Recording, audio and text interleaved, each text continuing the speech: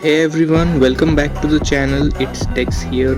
Today I'm excited to share with you some premium transitions from Fictic, Juraij and Catch edits on Alight Motion.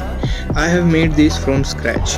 If you're aiming to enhance your edits with these premium transitions, you have found the perfect place. The XML preset will be accessible once we reach our like target. You guys be sure to watch the video all the way.